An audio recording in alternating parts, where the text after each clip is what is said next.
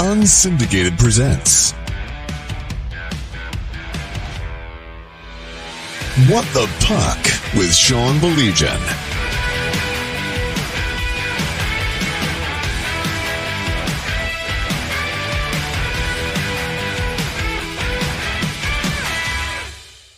Well, so glad you could join us here on Wednesday night for another edition of what we like to call the Proven Path, taking a look at MHSAA hockey. It's been so great to move all over the state. And tonight, this is the Saginaw Heritage Edition. And kindly joining my broadcast partner, Mike Iavasile, and yours truly, Sean Baligian, is the head coach at Saginaw Heritage. He's been there for a while. He's had a ton of success. Let's welcome him in. The head coach, JJ Bamberger. First of all, JJ, really appreciate you taking the time. Always a pleasure to catch up with you, my friend. Hey, thanks a lot, guys, for having me. I really appreciate it. It's a great thing what you guys are doing here. No, I appreciate it. And I think it's a great thing that you've done with Saginaw Heritage. You know, I always use the term the usual suspects. And I think if we have that conversation, we have to include Saginaw Heritage. Talk about, day one when you decided you were going to be the head coach there. And, one of the things you have to deal with, something that Tom Izzo says all the time, you have to convince your fan base that the Final Four is not a scheduled occurrence almost on a yearly basis. But take us back to the early days taking over at Saginaw Heritage. Well, it's funny, 22 years, this will be my 22nd year coming in this year, and not as a head coach, 17 as a head coach, but the guy that coached me, Gene Ayotte, growing up, he was a great coach, coached me from the age I was 9 till 14 years old. He was the head coach for Heritage, and I went up to him one day and I said, hey, coach, when you decide to leave Heritage, I'd really be interested in taking over the program for you. And he was very nice. He said, JJ, why don't you come with me right now and be an assistant coach? And I found out really early I wasn't the greatest assistant coach in the world. And, he was so good to me. He said, well, here's what I want you to do. I want you to coach the team, and I'll take care of the parents and the administration. And he did that for a long time. And he'd always say to me, he'd say, you know what, you're not ready to be a head coach. And I was like, coach, I'm doing all the practices. I'm doing your game lineups. And now I look back on it, and he was right, because there's so many things to deal with as a head coach, and being as young as I was, dealing with the kids and what they have going on in their lives. It's more than just the hockey that you have to deal with the administration and grades and all those other things. Like, I never knew what he meant. I know what he knows. I know what it is now. And like what he did for me as a person was great. And then he went off to Las Vegas with his wife, and Gene has passed since, but he just did a lot for me in the Heritage program. And now this will be my 17th year as the head coach for Heritage. That is great. And Saginaw is better for it, for having your coach. That's how you ended up there at Heritage. But tell us a little bit about your path to get there. Include your playing days back when you're playing with, let's say, the Saginaw Gears, putting up 69 points, 74 penalty minutes, and all the coaching experiences that you brought to Saginaw when you took that job. Well, actually, the funny thing is I played for the first ever Heritage hockey team, because two schools combined, and I played my sophomore year for Heritage, and then I went on to play in the North American League for Kyle Krug and Coach Kirk Connor, who you guys are very familiar with. And I played a couple years down in Detroit before we started. My dad was very instrumental in Dave Westner and Warren Holmes in getting a North American League team here, the Saginaw Junior Gears. And I came back my last year and played for the Gears here in my hometown. And it was a great experience. And, then I went off to Ferris, and that's probably for another show. Everything was great. But then when you can't play anymore, you end up coaching. And when I came back to Saginaw, I knew I had a lot to give for people that gave to me. I already mentioned Gene Ayotte, Mr. Greg Turner, my dad. There's a lot of people around in the Saginaw area that contributed a lot to a lot of kids. And I knew that it was what I had to do, is I had to give back. And, so I started in the youth program. I coached a couple years in the North American Hockey League. And when I came back here, I started with the youth program. I was a non-paid coach, just trying to, have fun with the kids. and been going ever since, and lucky enough to stick around for Heritage for a long time and enjoy the success that we've had. And, there's been years that we haven't had the success, and I appreciate, Sean saying the usual suspects, but that's been quite the climb for our program of trying to get there.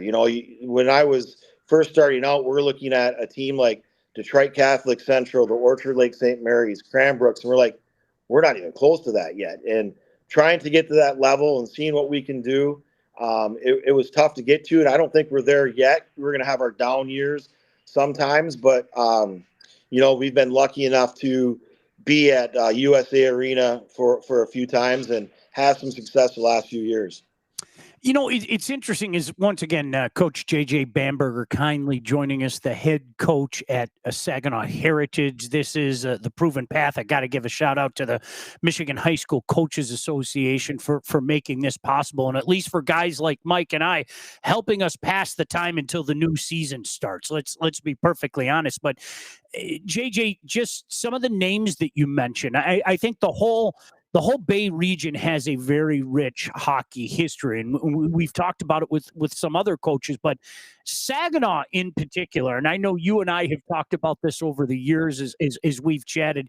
It is amazing how many high caliber players have found their way passing through the Saginaw area, and really how many quality players have come out of the area itself.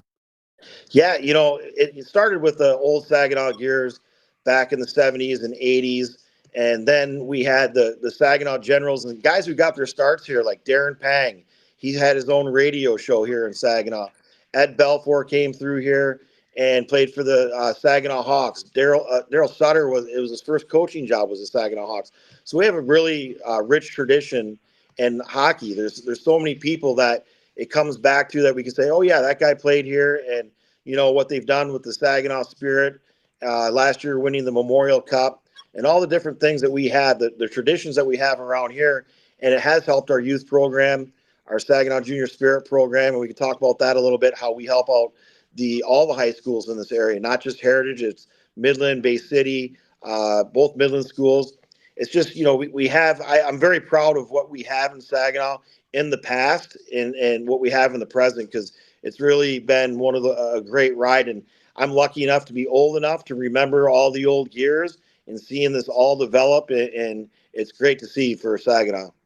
And to add to that list of names, someone that you lost from last year's team, Owen Turner, one of my favorite defensemen to watch last year, but then now is going to step in as Logan, and I might botch this name, Boddicker, I believe, a kid we fell in love with in the semifinals, who is, I think, one of the best players, if not the best player on the ice.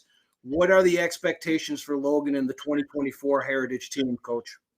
Well, Logan, him and I had a talk last week, and it's Logan Betcher. He's playing football right now, and I tell you what, it wasn't just by surprise last year in that semifinal game that what he did. Brady Rapoon actually just texted me. It came up on my phone. Shout out to Brady. His ears must have been burning. We were just talking about him. So Logan is just a man. He's a stud on the football field. He's worked so hard in the weight room. And like I said, it wasn't by chance that he made all tournament team. The kid just works extremely hard, and he's gonna be huge for us this year. We have some other players. I've been around high school for a long time, and there's guys that are going to have to step up. We had some young guys last year that didn't see much playing time, but they got very valuable practice experience, and some guys that our top line last year, those guys were in a predominant role the year before. So the guys that are going to have a chance this year to step up, there's Nolan or Brady Gotham, who's he played forward for us his freshman year, was really good. He's on the back end right now, probably a better forward than he is a defenseman, but he's just a beast. I mean, he wins all one-on-one battles, and we just have a lot of kids this year that are going to have to step up. And Owen Turner, he's in Saskatoon right now, playing for the Melville Million, or trying out. They haven't made their final cuts, but he's doing really well for the Melvin Millionaires in Saskatoon. So he's one kid that we're definitely going to miss, and Logan's going to have to step up and be that leader that we need. And last year it was weird because at one point I told the guys, I said, listen, I don't know what our schedule is or our record is. You guys have no idea Like, I don't know what our record is. We just have to get better each day. And we play a schedule. We have that same schedule this year, not the exact same, but it's pretty tough. And I think we were 500 going into playoffs last year. And, Sean, you had Midland beating us. You had Bay City beating us. Everyone had everyone beating us, which I like to throw on his face. So it was great. And you know what? They were great games, and we could have went either way. We found a way to do it, and it was, one of those things that we got back to where we wanted to, and it was to the kids' effort. They were just getting better every day, and more kids getting minutes and stuff like that. And our record, we were pretty thin, so you'd see our Friday night games, and then we play a Saturday game. Friday we were always a lot better because we had such a thin bench last year. All right, seriously, I deserve the shot. I take the shot. There's no doubt about that. Okay, owned. But that was, remember what I said last year, JJ? Because I got burned the year before. You were right. It was the year before. And last year I said, I'm not going against JJ again.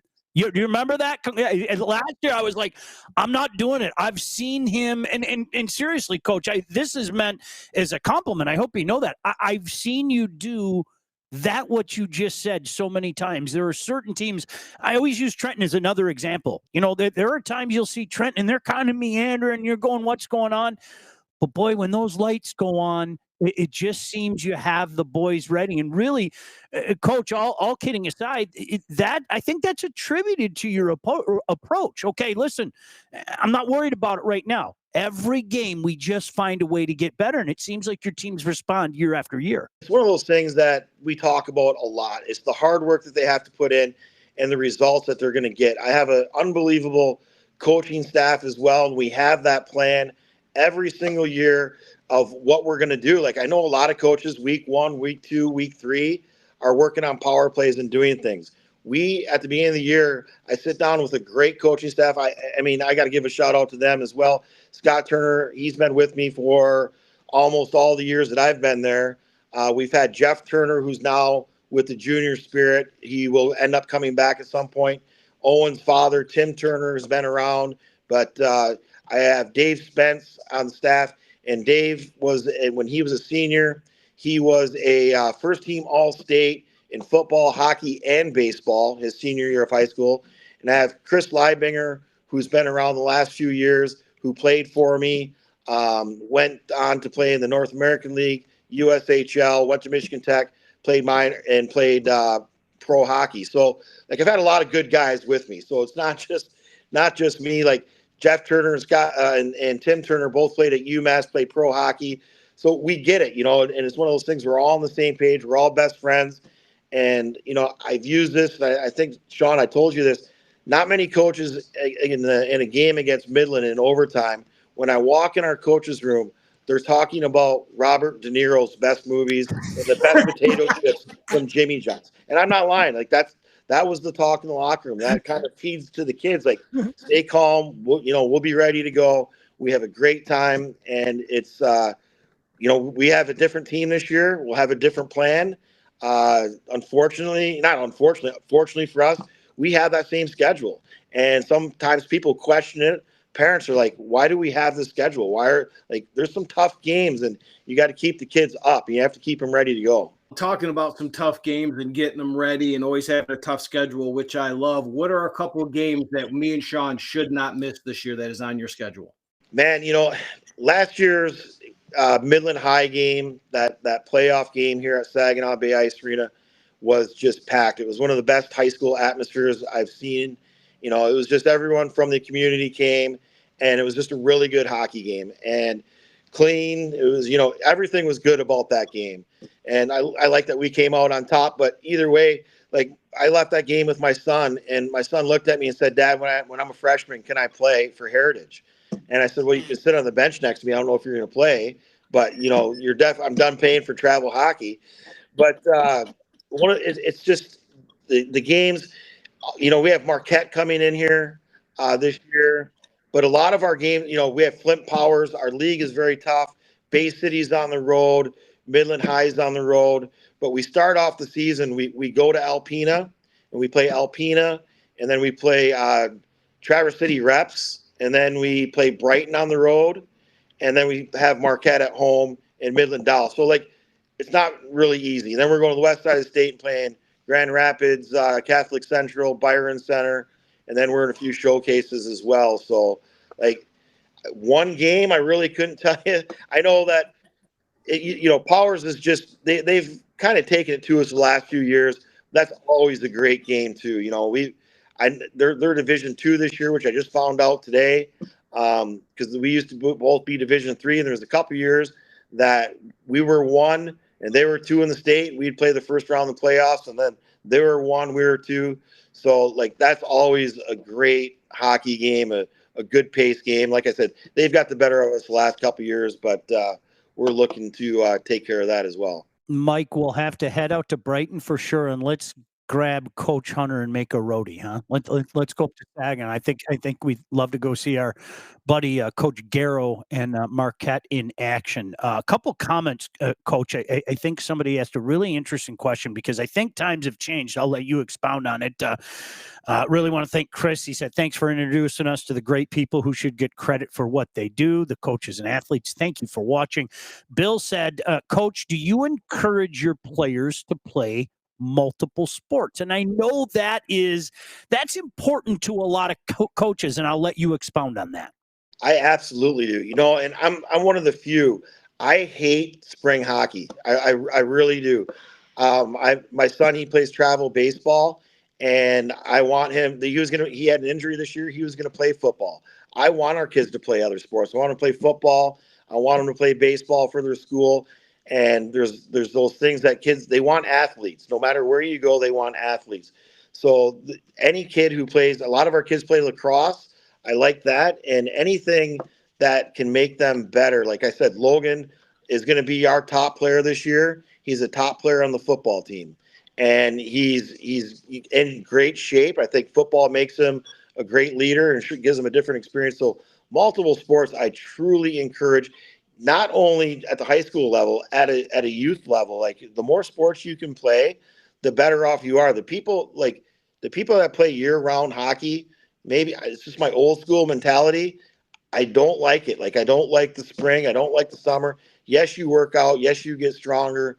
You do some things, but you don't need to be with your team all 12 months out of the year because, our team for our 2010s, we didn't really do much. We did a little bit in the spring, but now their season started. They're excited to be at the rink. But if they'd have stayed together and done spring tournaments, summer tournaments, all these other things, now where's the excitement?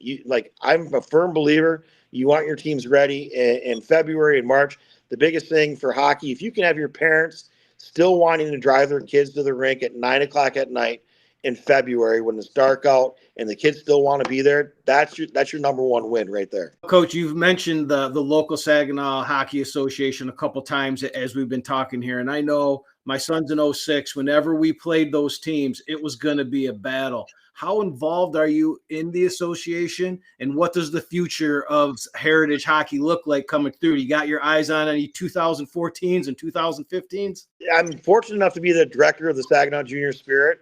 I've been there for a while, and that's one of the things. Like I know, like I say, the 1 year was really cool. It was our 01 group. The Junior Spirit had the leading scores on Davison, Midland High, Midland Dow, and Heritage.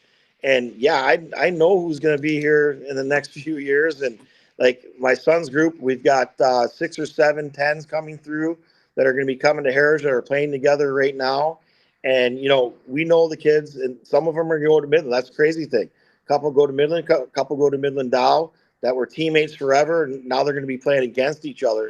But yeah, that's the number one thing I think that's helped our area of high school. Because before we used to have a travel team in Midland, in Bay City, and Saginaw. And trust me, it took a lot. And I was involved. Coach Witt in Midland was involved. A lot of people were involved to say, hey, let's drop the egos here and let's get the best players to play at all levels here and age groups. And once we did that, like we've had, you say our 06 group, we've had some state championships. Out of our 07 team, Sammy DeBlasi just signed with the Saginaw Spirit. Cooper Bordeaux just committed to Western Michigan. So, like, we're seeing a lot of success out of our Junior Spirit program. This kid's, like, not only high school moving on, like, our 01 team won 2 state championships.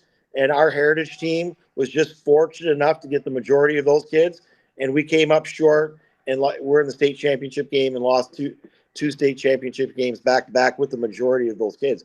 So that's the number one thing to build a program is I talked to Ben in Alpena, and first thing him and I talked about, he is so involved with their Alpena program, with the youth program, and you're going to see that team get better and better and better. He is on the ice all the time working with those kids. I did a camp up there this summer, and Ben Henry is doing a really good job at Alpena because he is involved with their youth program up there. So it's huge.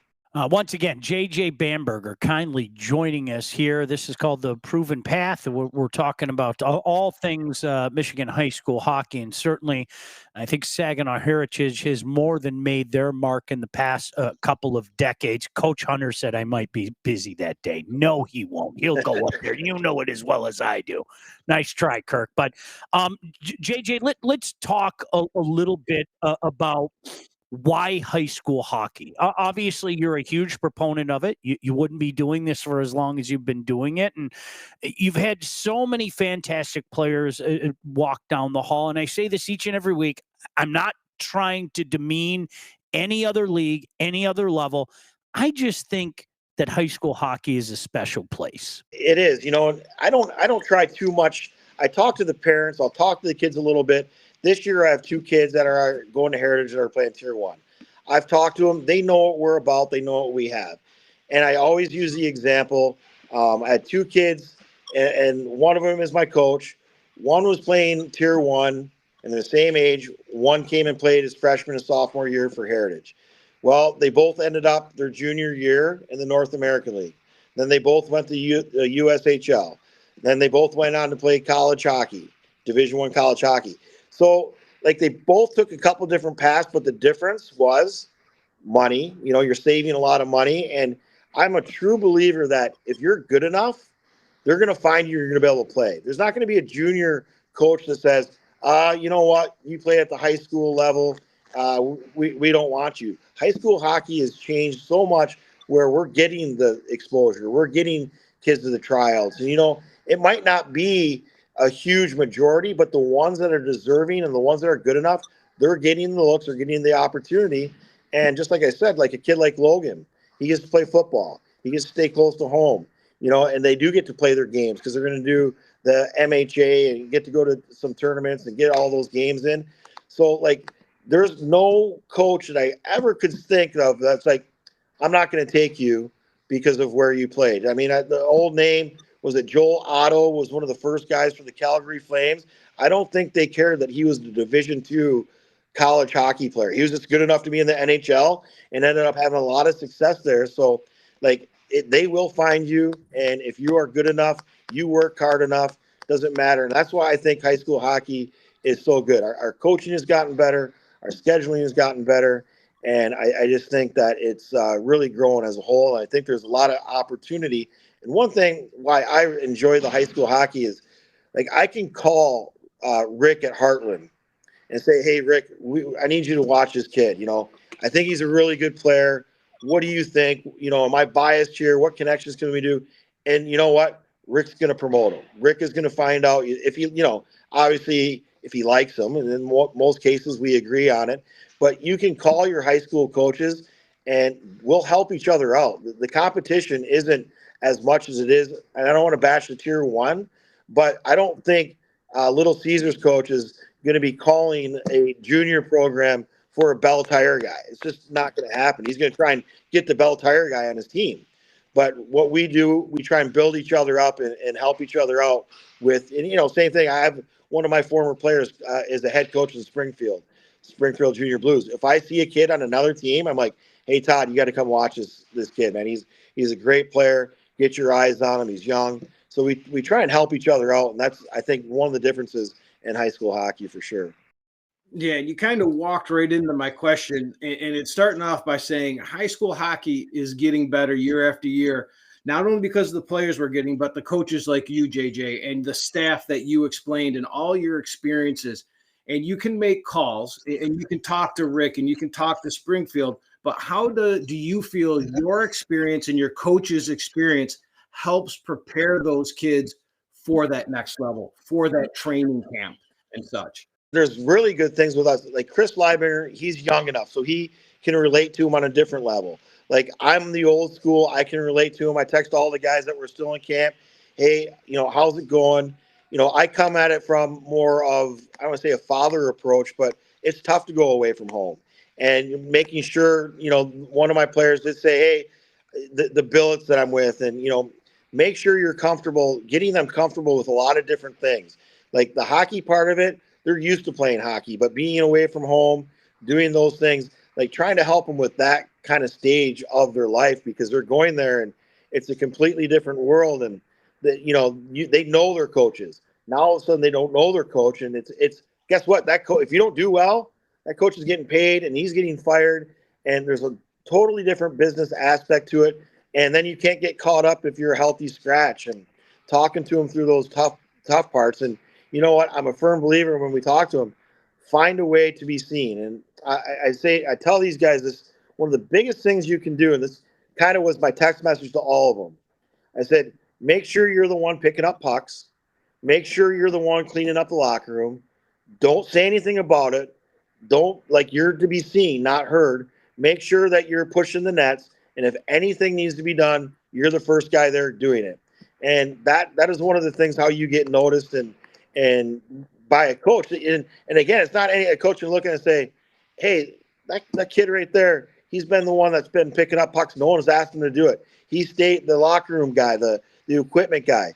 Oh, guess what? He's helped me. I didn't ask him. He picked up sticks, helped me pick up a locker room. But you don't say it. You don't say, let me do it. You just do it and don't ask any questions about it. A lot of different ways that you can get noticed that it can.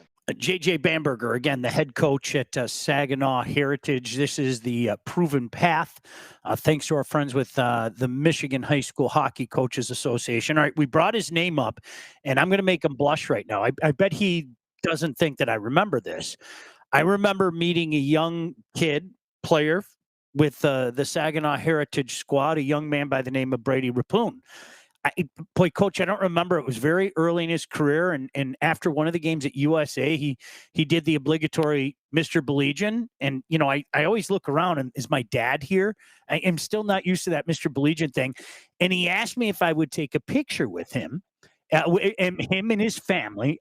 Great kid, and little did I know that scrawny, no disrespect, that scrawny kid Brady, just a couple years later, would be Mr. Hockey in the state of Michigan, one of the most explosive players as well. To me, Coach, that's the fun of high school hockey is watching the raw talent, the young, raw, talented player like Brady, and then in the course of a couple years, watching him grow into his body, watching him, accept the coaching and turn into the player that he was right in front of our eyes. Man, I tell you what, his freshman year, I put him on the first line with Sam Spate and Brandon Ashley as left wing. And I'll never forget it. We were playing Forest Hills Central, and he got big boy hit for the first time. I mean, I didn't think he was going to come back. Him and I have talked about it. Like, he was hit. And the key was he went back out there. And he was just a natural goal scorer and just a really good kid. And when I talked about that picking up the pucks things, I truly believe, like, not only did his talent win him Mr. Hockey, but when he went to TPH and MHA and did those things, all the players gravitated towards him because he was just like unassuming. He is always the kid that would pick up pucks, get the net, but he was pumping up he was just a nice kid, and there was no resentment towards him. And with other coaches, like, he's never going to be, and I talk to him about it all the time. He's never on the bench. If someone chirped him from the bench, he wouldn't come back with anything. He let his playing do the talk. And I know that last year I was advocating for him because I knew how good he was. He had to have a good MIHL showcase, and he let his play just really step up at the showcase. And I think that kind of turned it around. And it was nothing that he ever did fancy. And everyone's, they would say, well, he's slow. Like Sean said, he was a little scrawny, but I never saw him lose a battle, and I never saw him not get to a loose puck. And his hockey sense was off the charts, and he was very fortunate. Like, him and Cole, they had a great chemistry, and they had Ethan Hulk was one of the most talented players that we've ever had come through Heritage. And talk about a kid who Ethan Hulk could have probably went on and played somewhere. And I would say to the kid, hey, we need everyone to watch film tonight. And then the next day, did you guys watch it? Ethan's like, no, I was doing my homework. The kid knew what he wanted to do. He's a 4-point plus at Heritage. He was going to Michigan. He wants to be a doctor. And coach, I was studying. So that's what Ethan was doing. So like Brady was very lucky to have the players that he had around him, but he made the most of it. With Sam Spade his freshman year, Brandon Ashley to Ethan Hulk and Matthew Cole. But that's why you coach, because those kids are just great kids. We've lobbed some softballs. This is always the toughest question I put out there to the coaches. I always ask, what is the one thing, if you could, you would change or improve upon the high school hockey, Michigan high school hockey, to either improve the game or get more eyes on our kids to move them on to juniors and college? Well, I have the politically correct answer. And so I'll give a couple answers. One, just kind of do what we're doing. Like the game has changed and done so much. They haven't been afraid to change things up, which is great. They've added things, and like I said, I've been around long enough to see that Michigan high school hockey hub explode. And at first I was like, man, I hate that our stats are on there. I hate that other teams, but it's good for the game because it's growing the game and it's something that really helps out. And then we added a couple games and we tried adding more. So they're not opposed to making changes, and that's really going to help our game. They're still trying to do certain things of making changes. I mean, the state champ stuff, that is huge. And Sean and Jonathan, that's, you guys know, like when you guys go to rinks, the kids love that. And tier 1 kids don't get that, but the high school kids get exposure when they can hear their name or their school, and you guys do a great job of spreading it around, because you guys could talk about the top 5 teams every week because they're the top 5 teams are great, but there's 130 programs, and growing it that way is huge through all those different things. So, the guys that are doing it, we have a lot of really good guys on the Coaches Association, and they have a tough job. Do you always agree with what they're doing? No, but they're not going to be able to get 130 coaches to agree with them, but they're trying to grow the game the right way, and they're trying to press things and do things to grow our game and continue to grow our game. And, I really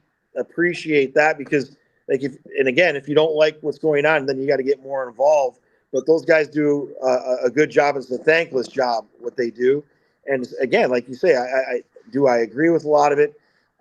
That's my politically correct answer. So my off the wall answer, what would I do? There's 3 divisions, right? And the co-op, I think, is crazy, and I think there should be some rule changes for that. Like if I'm a co-op school, you should have to go to the school that's closest to you if they have hockey.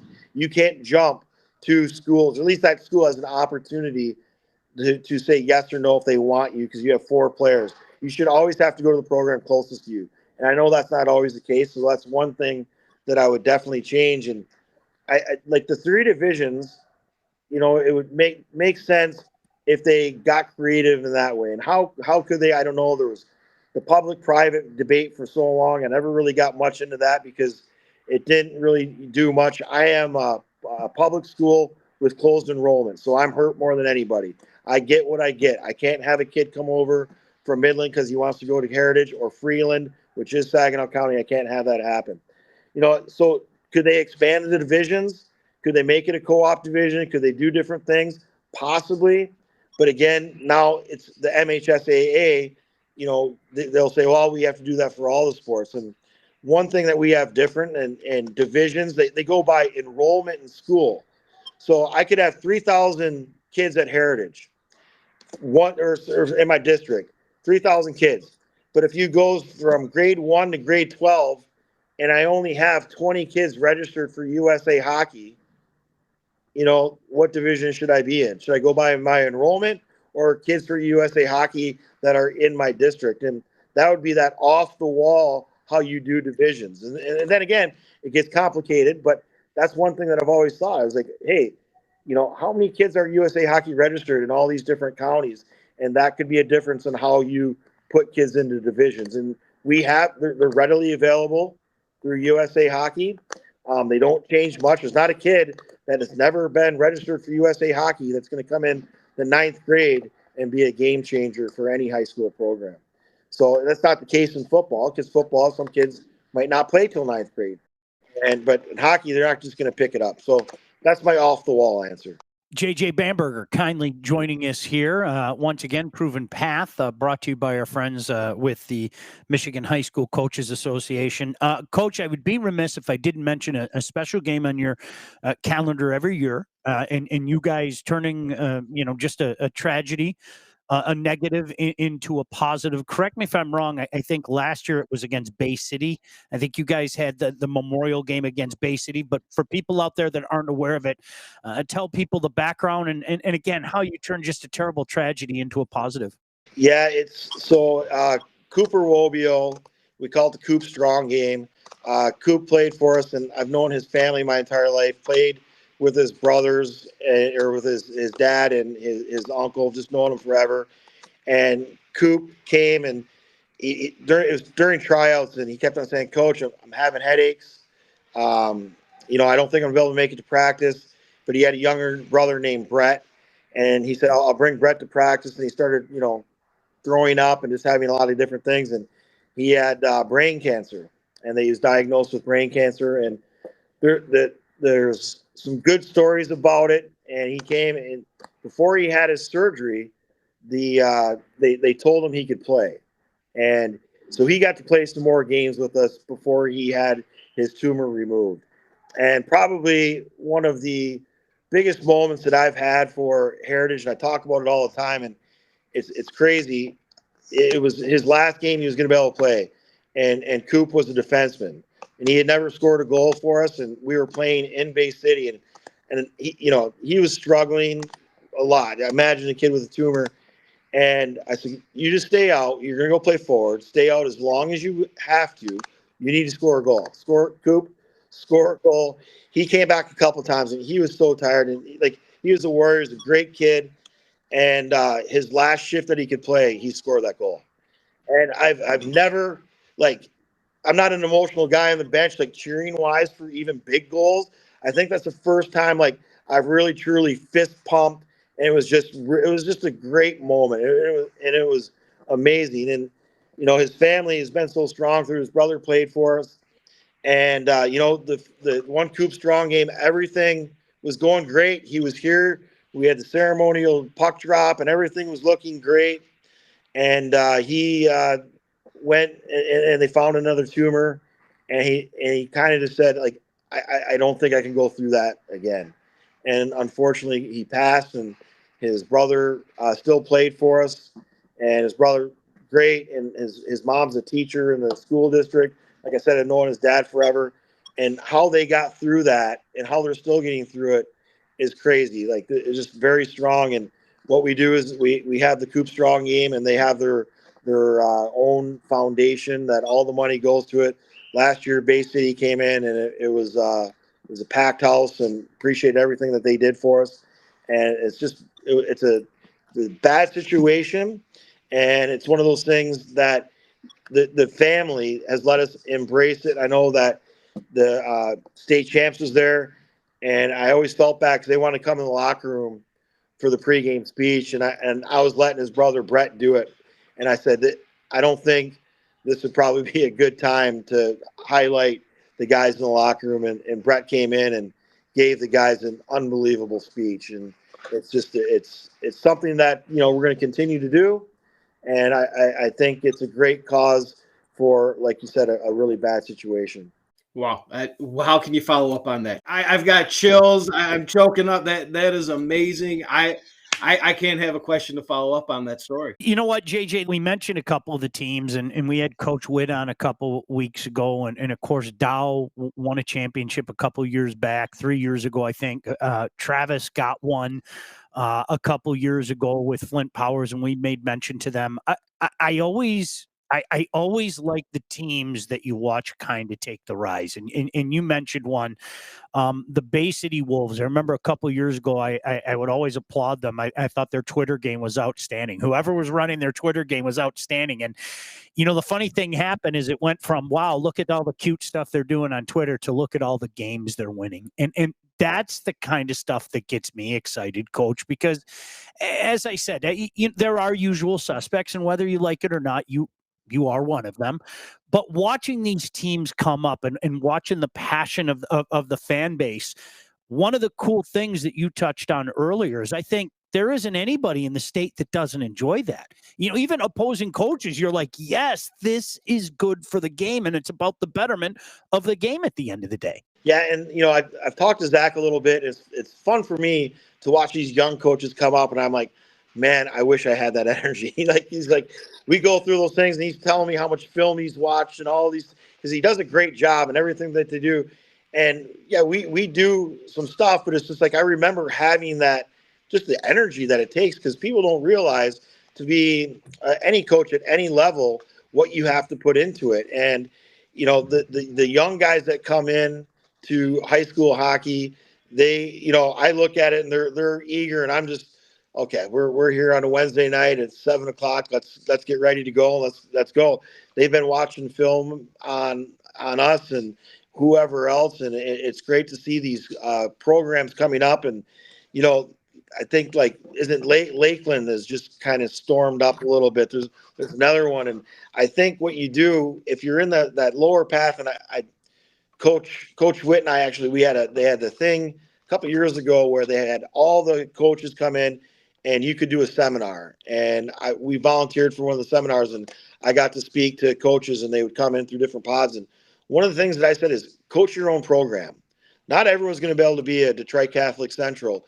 Just because you are the 60th ranked team or whatever, don't just coach your own team and have fun with it. Make sure that the high school hockey experience is good for them. And if you are, the first 10 are always really good, right? The 10 through 20, they're good. Try to get your team to that next tier. Find a way to get them to that next tier. You might not ever get there, but making sure that they're having a good, fun high school experience is what it's all about. And people ask me, well, how many? We've had a successful program. How many guys do we have in the NHL? We don't have any, but I have 11 to 13 kids we can call doctor. We have kids that are definitely great kids and all those other things. So all the coaches that are the young coaches that we have, don't get caught up in those wins and losses. Get caught up in the overachieving, trying to overachieve every single year. There's only so many teams that can make it to Computer. There's only 3 teams that win a state championship. Just because you didn't win a state championship doesn't mean you're not a successful program. That's one of the things that I will live by for all these guys. And to see the younger guys coming in with the enthusiasm and doing what they're doing is good to see for an old guy on the way out. That's awesome. JJ Bamberger. All right, one final thing. And hey, listen, all jokes aside, I always thank you. You've always been great with me whenever I need anything or you got a tip or something. Sometimes you take the initiative as well, and I can't tell you how much I appreciate that. But Mike, you may have noticed Coach Bamberger's mug. I'll give you a hint. It matches your hat. So JJ, I got to get your thoughts. On the Lions 2024 season. For people that don't know, huge Lion fan. He and I have talked about that many times over the years, but your thoughts on where this 2024 season's going, Coach? They're obviously as talented as can be. The one thing that worried me, and I hated that they were doing this before the season, but I think Campbell can get them going. I don't think they're talking about the Super Bowl way too much. I know that's their expectation, but let's talk about the next game. I don't think you ever really heard Belichick and Brady saying, we're going to go to the Super Bowl or bust. They just did it. So that's my only worry. I love the Lions. I got my City Pride Detroit hat on because what the Tigers are doing is great. And every Sunday I'm watching and I was there for 0-16, and I'm going to enjoy what we have. And we have a contender, and I think if this defense shapes up, it's going to be fun to watch all year long. And that game on Sunday, I was a huge Stafford fan, and watching him throw the ball with 3 guys sacking him just brought back memories that, he used to do that all the time. And I love Dan Campbell, and I think that he will keep them grounded. They've got a great thing going, and I'm not going to say Super Bowl because I last year would have to admit that I was watching the NFC Championship game, had my cigar cut, ready to go, and the ending ended up with my remote control smashed on the fireplace and scaring some people that were around me. So it was a tough loss that day. Hey, we're in the home stretch. The season's going to be here very, very quickly. We can't wait for it. Who do you open with? I don't think we touched on that. Who do you open with? We go to Alpena, and we play Alpena and Traverse City reps in Alpena the opening weekend, and then we come back and play Marquette at home. Fantastic. JJ, always a pleasure chatting with you, my friend. I know we'll be in touch soon, but keep doing what you're doing. You've made a huge impact, not only for Saginaw Heritage, but all across the state as well. Certainly appreciate you. Hey, thanks a lot, guys. Really appreciate it. We'll be seeing you in no time. Can't wait. Mike, any final thoughts before we get out of here? Wow. That was a show for the ages there, Sean. I think all the players in high school hockey, all the parents and all the coaches should watch the replay of this show, and I think everybody's going to learn something. More JJ Bamberger in high school hockey would be a great thing. What an interview. Hey, listen, I'm not joking. I can't tell you how many times, forget about the times that I bug him, that honestly, he took the initiative and let me know of a cool story going on at his place or a cool story going down the road and everything. So greatly appreciate that. And we like to talk about other sports as well. Mike, always a pleasure to see you, my friend. Appreciate it. Todd, behind the scenes, thank you very much. Most importantly, thank you for joining us, for inviting us into your phones, your laptops, whatever the case may be. For everybody involved, I'm Sean Baligian saying we'll talk to you next week right here on The Proven Path. Wut the Puck, featuring Sean Baligian. Produced by Todd Losey and Blake Matrazek. Executive produced by Sean Baligian and Todd Losey. Theme song and incidental music by Elliot Middleton. Engineering, mixing, and graphic design support provided by the Unsyndicated Podcast team. Don't forget to like and subscribe to Wut the Puck on all your favorite channels. While you're there, be sure to rate and review the podcast. Got something to say to Sean? Call the Unsyndicated hotline at 248-237-3257.